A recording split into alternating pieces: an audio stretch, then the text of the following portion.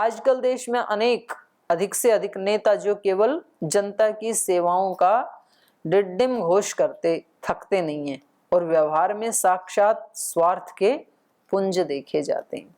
तो सभी नेता क्या कहते हैं कि हमारा जीवन किसके लिए है?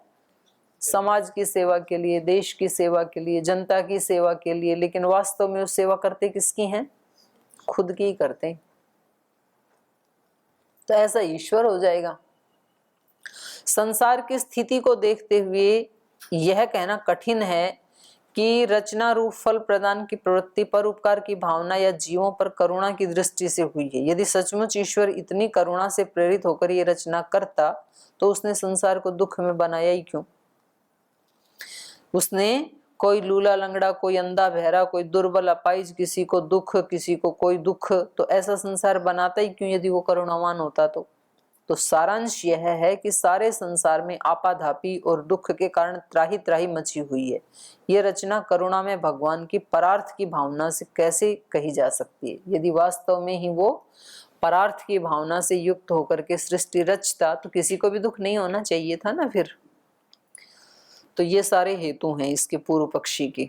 तो फलतः जगत रचना या कर्म फलों की सिद्धि के लिए ईश्वर या उसके अधिष्ठातृत्व को स्वीकार करने का कोई आधार बनता नहीं है। कर्म फल कैसे मिलता है? जैसा अपना कर्म वैसा फल। तो उसको बीच में ईश्वर को लाने की जरूरत नहीं है, बस कर्म को ही मानो, कर्म पर्याप्त है। जैसा कर्म करेंगे वैसा फल मिलेगा। तो कर्म कैसा करेंगे? हम विवेक प्राप्ति वाला करेंगे और उससे हमें मोक्ष मिल जाएगा। तो बीच में ईश्वर को लाने की कोई जरूरत नहीं है।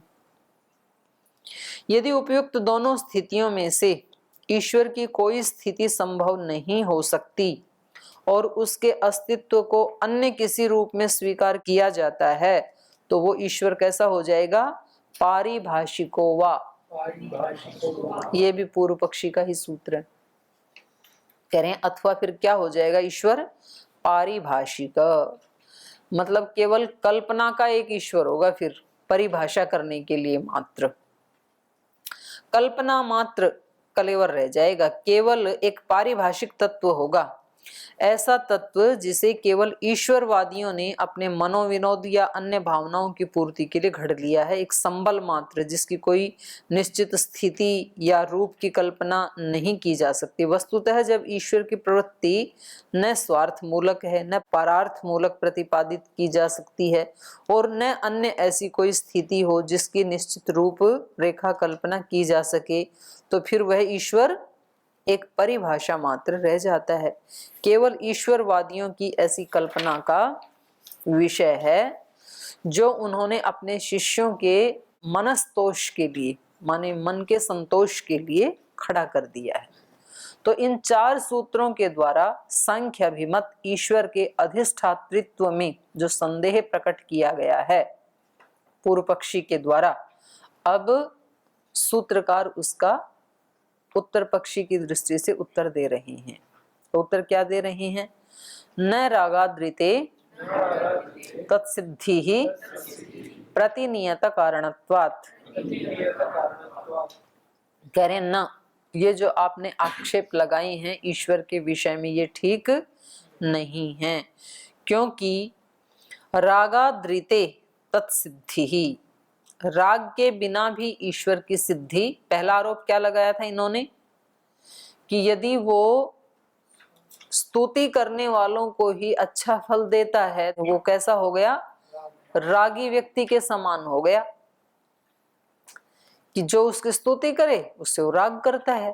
तो ये तो लोक में भी व्यक्ति ऐसे ही करते हैं, जो जिसकी बड़ाई करे तो उसका अच्छा फल देता है और जो ना करे उससे द्वेष होता है। तो ये पहला आक्षेप था, तो उसको पहले ये ध्वस्त कर रहे हैं, उसका खंडन कर रहे हैं। कह रहे नहीं, रागाद्रिते तत्सिद्धि, बिना राग के भी ईश्वर की सिद्धि होती है। क्यों? प्रतिनियत कारणत्वात्। लोक में भी देखा जाता है कि किसी भी कर्म के लिए कोई प्रतिनियत कारण होता है, बिना कारण के नहीं होता है कोई कर्म। राग आदि के बिना भी तत्सिद्धि ही, तत्सिद्धि माने ईश्वर की सिद्धि, प्रतिनियत कारणत्वात्, प्रत्येक मूल तत्व के व्यवस्था पूर्वक कारण होने से। पूर्व पक्ष रूप से ईश्वर के अस्तित्व और अधिष्ठातृत्व में जो संदेह प्रस्तुत किया है वो ठीक नहीं है, क्योंकि ईश्वर में राग आदि के बिना ही फल प्रदान करने की प्रवृत्ति सिद्ध होती है। अर्थात ईश्वर के अस्तित्व और उसके फल प्रदान या जगत रचना की प्रवृत्ति को उस रूप में स्वीकार किया जाता है जहां राग आदि की कल्पना नहीं की जा सकती। उसका हेतु है प्रतिनियत कारणत्वात्। प्रत्येक मूल तत्व की नियत कारणता होती है। जो जगत में मूल कारण है उन सब की कारणता अपने अपने रूप में व्यवस्थित है, नियत है। यह एक ऐसा निश्चित क्रम या ऐसी व्यवस्था है जिसमें किसी उलटफेर की आशंका नहीं की जा सकती। जगत का मूल उपादान कारण क्या है? प्रकृति। लेकिन वो प्रकृति क्या है? अचेतन। तो अचेतन होने से स्वयं प्रवृत्त होने में वो असमर्थ रहती है। इसलिए अपनी प्रवृत्ति के लिए उसे एक चेतन की प्रेरणा आवश्यक है। मूल प्रकृति को आप जान तो लोगे, लेकिन मूल प्रकृति इस रूप में आएगी कैसे? उसको चेतन की जरूरत है। अतः अपनी प्रवृत्ति के लिए उसे एक चेतन की प्रेरणा आवश्यक है। प्रकृति का प्रेरक चेतन वह ईश्वर ही है। उस प्रेरकता में किसी तरह के राग या द्वेष आदि की संभावना नहीं की जा सकती, क्योंकि प्रकृति को जगत रूप में परिणत होने के लिए प्रेरणा देना ये उसका स्वभाव है। यह एक ऐसी निश्चित व्यवस्था है जिसमें कभी किसी परिवर्तन की आशंका नहीं की जा सकती। ईश्वर की करुणा और न्याय इसी में सन्निहित है कि उसकी प्रेरणा से अनुग्रहित जगत सृष्टि में समस्त जीव अपने कर्मों का अनुष्ठान करें और उसके अनुसार अपने कर्म फलों का उपभोग करें। इन्होंने कहा ना कि कर्म ही कर्म का फल दे देंगे, तो कर्म कर्म का फल दे देंगे, ये व्यवस्था बनाने वाला भी तो कोई चाहिए। कर्म तभी तो करेंगे जब आपको शरीर मिलेगा, शरीर तभी तो बनेगा जब पंचभूत होंगे, और पंचभूतों को एक्टिवेट करने वाला भी कोई चेतन चाहिए। तो ये सारा काम कौन करता है? ईश्वर। तो वो उसका क्या हो गया? प्रतिनियत कारण हो गया। इस जड़ जगत को हलचल में लाने वाला, विविध रूपों में लाने वाला कोई एक चेतन है। उसके बिना ये अपने आप न कर्म कर सकता है, न कर्म का फल मिल सकता है। तो ये कर्म फल की व्यवस्था को बनाने वाला भी कोई चेतन होना चाहिए। तो ये भगवान की कृपा है हमारे ऊपर, इसको कहेंगे अहेतु की कृपा। कोई हेतु नहीं है कि भगवान हमारे लिए ये सब करे, पर उन्होंने हमारे लिए इस जगत को बनाया, और इस जगत का ही एक पार्ट हमारा शरीर है, उसको बनाया और ये सब बना करके हमें दिया। तो ये भगवान की अहेतु की कृपा है, ये उसकी करुणा है, ये उसका प्रेम है। संसार में जो लूले लंगड़े, अंधे, बहरे, अन्य किसी प्रकार से अपंग, अपाहिज, दुखी व्यक्ति देखे जाते हैं, ये सीधी ईश्वर की रचना नहीं है। इस प्रकार की रचना में प्रकृति के साथ जीव के कर्मों का सहयोग बराबर रहता है। उसी के अनुसार यह रचना हुआ करती है। जब वादी ईश्वर को हटाकर केवल कर्म के आधार पर सुख दुख आदि की प्राप्ति और उसके साधनभूत जगत की रचना को स्वीकार करता है, तब ईश्वर के मानने पर वह कर्म को क्यों भूल जाता है? वस्तुतः कर्म क्या है? क्रियाजन्य संस्कार या धर्म अधर्म जो भी है, सब अचेतन रूप है। कर्म अपने आप में क्या है? अचेतन रूप।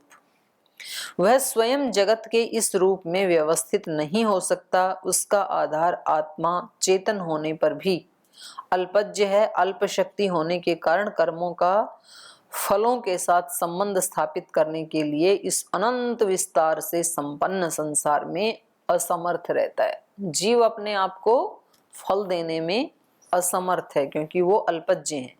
इसलिए ये सब व्यवस्था अचिंत्य शक्ति ईश्वर की सामर्थ्य में ही हो पाती है। समस्त प्रकृति और जीव जगत पर व्यवस्था और कर्म फल की दृष्टि से उसका पूर्ण नियंत्रण है। नहीं तो व्यक्ति क्या करे? उसके हाथ में हो तो अपने हिस्से में एक भी दुख ना लिखे, और जिनसे उसकी बनती नहीं है उनको केवल दुख ही दुख दे दे। पर जिसको वो दुख देना चाहेगा वो भी स्वतंत्र है, तो वो भी फिर एक भी दुख नहीं लेगा। तो फिर क्या होगा? कोई भी व्यक्ति कुछ भी करो, उल्टा सीधा काम, लेकिन वो फल में क्या कर लेगा? सुख ही सुख दे डालेगा अपने को। और जब सब कर्मों का फल सुख ही दे डालेगा तो बुरे कर्म करने से बचेगा कौन, कुछ भी करेगा फिर तो अच्छे कर्म करने के लिए तो बहुत तप पुरुषार्थ करना होता है, तो वो इतना कौन करेगा। तो सारी व्यवस्था ही क्या हो जाएगी, अव्यवस्थित हो जाएगी, चरमरा जाएगी। अगर हम ऐसा मानेंगे तो, ईश्वर को इसका फलदाता नहीं मानेंगे तो इस प्रकार विश्व सृष्टि के मूल तत्वों की कारणता अपने अपने रूप में व्यवस्थित है। प्रकृति इस विश्व का मूल उपादान कारण है, उसके अचेतन होने के कारण ईश्वर चेतन उसका प्रेरक है। यह सत्ता अपरिणामी है। कौन सी सत्ता, ईश्वर वाली, अक्षर है, नियंता और सदा एक रूप रहने वाली स्वीकार की जाती है। जीव या चेतन इस प्रकृति के साथ लिप्त रहता है, कर्मों को करता है, भोगता है। इस प्रकार एक चेतन अभोक्ता और नियंता मात्र है। अन्य चेतन इस प्रकृति के भोक्ता हैं और अचेतन प्रकृति परिणामिनी है और भोग्य है। माने जो दूसरी जीवात्माएं हैं वो भी चेतन हैं, लेकिन वो सब तो भोक्ता हैं। लेकिन ईश्वर भी एक चेतन है, वो अपने आप में अभोक्ता निर्लिप्त है। वो इस रूप में ये तत्व अपनी अपनी सीमा में कार्य करते हुए विश्व सृष्टि की समस्या को पूर्ण करते हैं। फलतः समस्त विश्व पर ईश्वर का अधिष्ठातृत्व निर्धारित होता है। उसकी प्रेरणा के मूल में किसी प्रकार के राग द्वेष आदि की कल्पना नहीं की जा सकती, क्योंकि उसका यह अपना स्वभाव है। यदि वहां यह न हो तो उसका अस्तित्व ही आपदग्रस्त हो जाएगा। फिर सृष्टि रचना की समस्या का कोई निर्दोष समाधान मिलना अशक्य हो जाएगा। तो अब यहाँ शिष्य आशंका करता है कि ईश्वर प्रकृति का अधिष्ठाता होने पर प्रकृति के संपर्क में अवश्य आएगा, तो तब उसे नित्य शुद्ध आनंद या नित्य मुक्त स्वभाव वाला कैसे कहा जाए। इन्होंने कहा ना कि प्रकृति तो जड़ है, और उस जड़ प्रकृति को ऐसे सुनियोजित रूप से संसार बना के चलाना ये तो किसी चेतन का काम है। तो इन्होंने आक्षेप किया कि यदि वो जड़ के साथ मिलेगा तो वो भी फिर नित्य शुद्ध नहीं रह पाएगा। मिक्सअप हो गया ना जड़ और चेतन। तो कह रहे हैं कि फिर वो नित्य शुद्ध, नित्य आनंद या नित्य मुक्त इस स्वभाव वाला नहीं रह पाएगा। तो उसका उत्तर देते हैं, तद योगेपि न नित्य मुक्त। कह रहे हैं उस प्रकृति के साथ योग होने पर भी वो उसके साथ युक्त नहीं होगा। उसके नित्य शुद्ध आनंद में या नित्य मुक्त स्वभाव में कोई कमी नहीं आएगी, क्योंकि वो तो उसका स्वभाव ही क्या है, नित्य मुक्त। वो तो नित्य मुक्त ही है, तो वो कभी भी इसके साथ लिप्त हो ही नहीं सकता। प्रकृति के साथ नियंता रूप में संपर्क होने पर भी नित्य मुक्त ईश्वर नित्य मुक्त नहीं रहता, ऐसा नहीं है। इस सूत्र में पहले सूत्र से एक न की अनुवृत्ति और आ रही है। इसमें न के बाद कोमा लगा दें तो अनुवृत्ति लाने की भी जरूरत नहीं है। तद योगेपि न, यहां रुक जाओ और फिर कह देंगे नित्य मुक्त, क्योंकि वो नित्य मुक्त है। और इन्होंने समाधान क्या किया है, न तद योगेपि न नित्य मुक्त, ऐसे कर दिया इन्होंने, डबल नकार लगा दिया। तो कह रहे हैं वह नित्य मुक्त नहीं रहता। न इस बात अभिप्राय यह है कि प्रकृति के साथ ईश्वर का संपर्क केवल उसका नियंत्रण करने के लिए है। इस रूप में प्रकृति के साथ संपर्क होने पर ईश्वर के नित्य मुक्त शुद्ध आनंद आदि स्थिति में कोई अंतर नहीं आता। इसका कारण पहले सूत्र में हेतु पद में अंतर्निहित है, जहां प्रत्येक मूल तत्व की कारणता के अपने विशिष्ट रूप की ओर संकेत किया गया है। प्रकृति के साथ उसी संपर्क में मुक्तता की हानि और बंधन अवस्था की प्राप्ति होती है, जहां प्रकृति को भोग्य रूप में पकड़ा जाता है। ईश्वर के द्वारा प्रकृति के नियंत्रण में यह स्थिति नहीं है। ईश्वर उसका भोग नहीं करता ना, ईश्वर के लिए ये भोग्य नहीं है प्रकृति, तो इसलिए वो इसमें लिप्त भी नहीं होगा। बंधते कब हैं हम, जब हम इसको भोग्य समझते हैं और भोगते हैं तो हम बंधते हैं। निर्लिप्त भाव से उससे अलग रहें तो फिर हम भी नहीं बंधेंगे। तो ये शिष्य आशंका करता है कि जगत का मूल उपादान प्रकृति है, और ईश्वर उसमें प्रेरणात्मक सहयोग देता है, तो तब उस प्रकृति रूप प्रधान शक्ति के सहयोग से ईश्वर में कुछ उपादानता का अंश स्वीकार किया जाना चाहिए, वो भी उपादान होने लगेगा। अभिप्राय यह है कि जब ये दोनों मिलकर जगत को बनाते हैं तो प्रकृति के समान ईश्वर में भी क्यों ना उपादानता स्वीकार कर ली जाए। दोनों उपादान कारण माने जाने चाहिए, तो उसका उत्तर अगले सूत्र में दे रहे हैं। प्रधान शक्ति योगाचेत संगापत्ति ही, करें नहीं, प्रधान शक्ति योगाचेत, प्रधान जो शक्ति है माने मूल प्रकृति जो है उसके साथ इसका भी योग है, ये भी उपादान कारण है, ऐसा यदि मानेंगे तो संगापत्ति, तो फिर ईश्वर में संग दोष आ जाएगा। संग दोष आ जाएगा मतलब उपादान कारण बनने से तो फिर वो नित्य शुद्ध बुद्ध मुक्त नहीं रह पाएगा। यदि ये कहा जाए कि प्रकृति के सहयोग में ईश्वर भी जगत का उपादान कारण है, तो ईश्वर में संग की आपत्ति माने संग दोष उपस्थित हो जाता है। ईश्वर एक ऐसी शक्ति स्वीकार किया जाता है जो अपना कार्य करने में किसी अन्य की अपेक्षा नहीं रखता। यदि ईश्वर को जगत का उपादान माना जाता है तो उसमें प्रकृति को उसका सहयोगी या सहायक स्वीकार किया जाता है, तो ईश्वर की स्थिति ऐसी हो जाती है कि उसको अपना कार्य करने में किसी संगी साथी की आवश्यकता है। ऐसी अवस्था में उसके पूर्ण शक्ति रूप होने की हानि हो जाएगी। अभी तो ईश्वर का रूप क्या है? पूर्ण शक्ति से युक्त है, वो अपने आप में ही पूर्ण है। पर यदि वो प्रकृति का सहयोग लेकर के सृष्टि को बनाता है तो उसका जो पूर्णता वाला रूप है वो उसकी हानि होने लगेगी। तो अभी जब ईश्वर को उपादान कारण नहीं मानते हैं, ईश्वर को एक अलग कारण मानते हैं, तब भी तो उसको प्रकृति के सहयोग की आवश्यकता तो होती ही है ना। तो अब ये कमी क्यों नहीं आती है?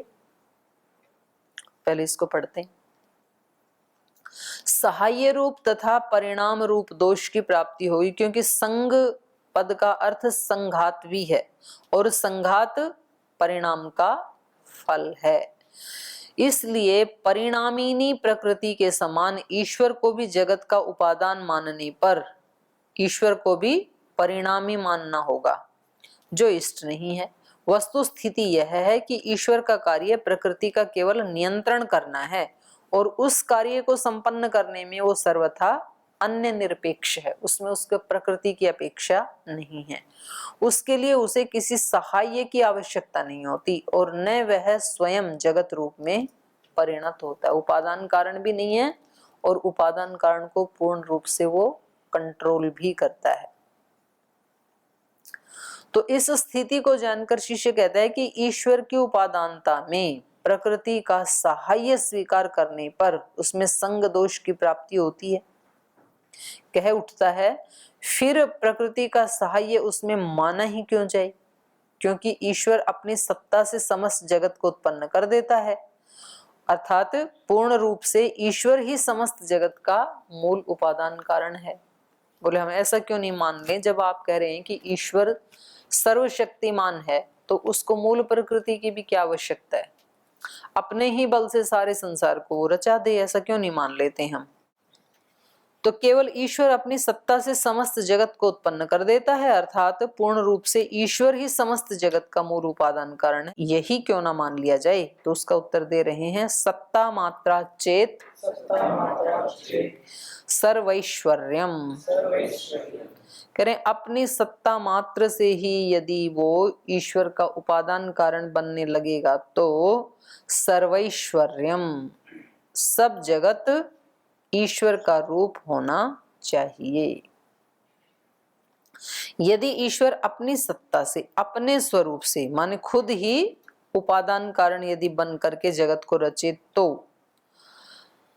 अपने स्वरूप से ही समस्त जगत को उत्पन्न कर देता है, तो मूल उपादान के समान ये समस्त संसार भी पूर्ण ऐश्वर्य युक्त होना चाहिए, क्योंकि उसका उपादान कारण कौन है? पूर्ण ऐश्वर्य युक्त परमात्मा। तो संसार भी कैसा होना चाहिए? पूर्ण ऐश्वर्य से युक्त। माने जो गुण मिट्टी में है वही तो घड़े में आते हैं ना, जो धागे में वही वस्त्र में आते हैं। तो जब ईश्वर पूर्ण ऐश्वर्य से युक्त है तो संसार भी कैसा होना चाहिए? पूर्ण ऐश्वर्य से युक्त होना चाहिए। ऐश्वर्य युक्त का अभिप्राय है कि ईश्वर का जो स्वरूप है वैसा ही समस्त जगत का होना चाहिए। जैसे तंतु, जो तंतु का स्वरूप वही वस्त्र का स्वरूप।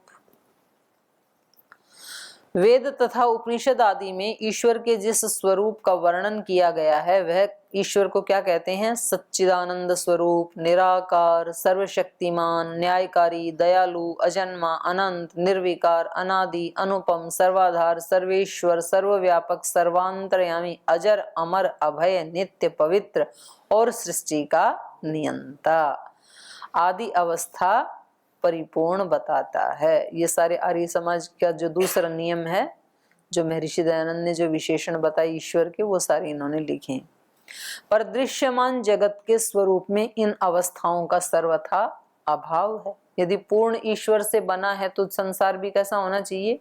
पूर्ण ही होना चाहिए, लेकिन यहाँ तो पूर्णता का अभाव दिखता है। इसलिए ईश्वर को किसी भी स्थिति में जगत का उपादान नहीं माना जा सकता। इसके अतिरिक्त यह है कि ईश्वर को चाहे किसी रूप में जगत का उपादान माना जाए, उसे परिणामी अवश्य स्वीकार करना पड़ेगा, क्योंकि सृष्टि सारी क्या है? परिणामिनी। तो ईश्वर भी क्या हो गया? परिणामी।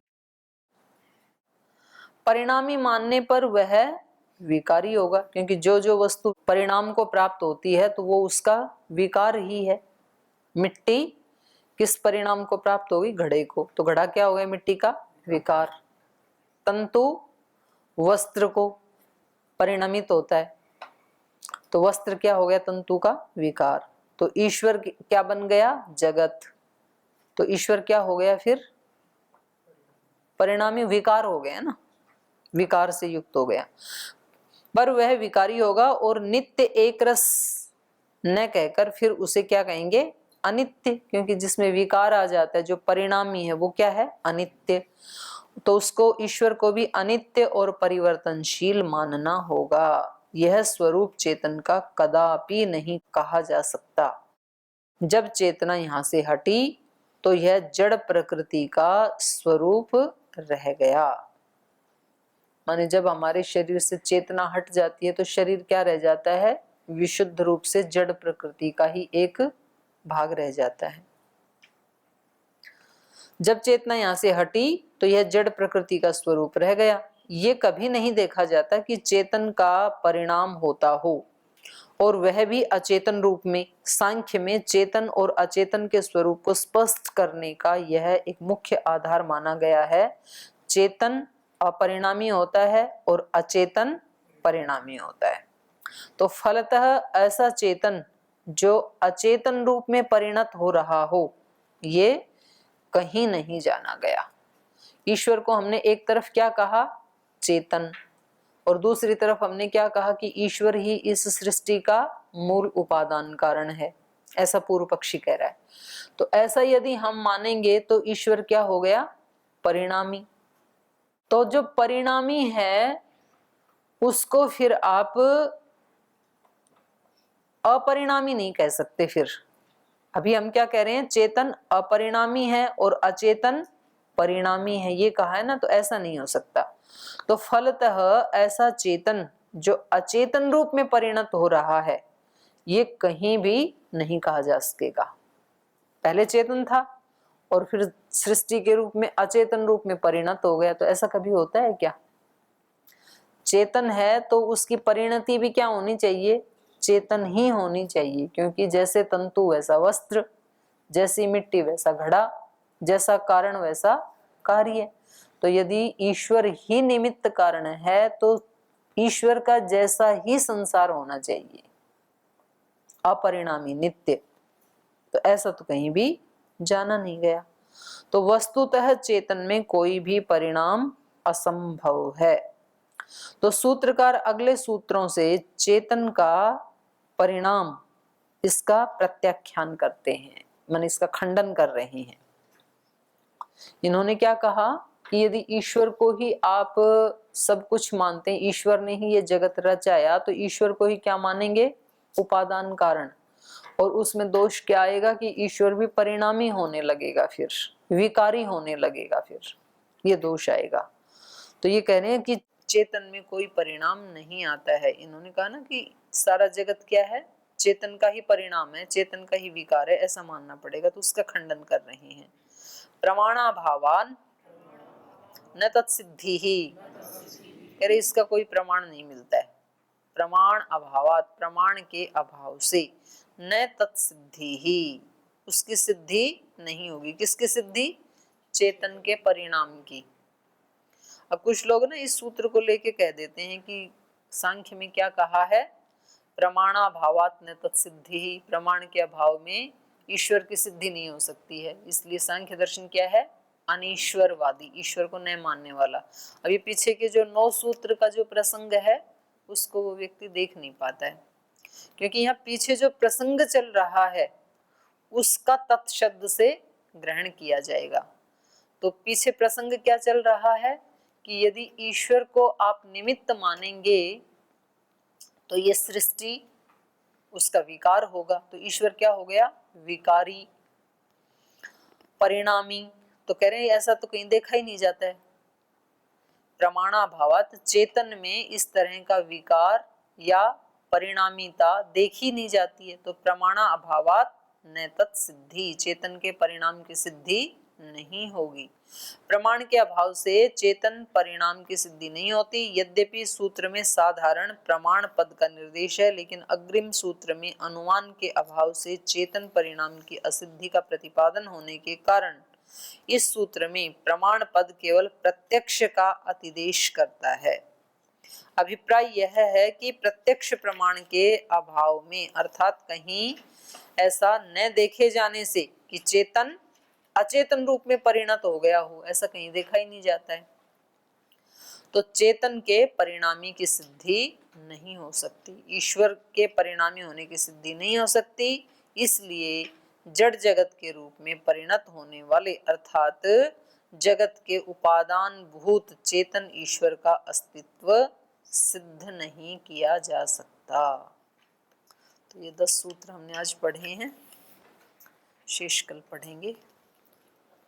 आज यहीं विराम लेते हैं।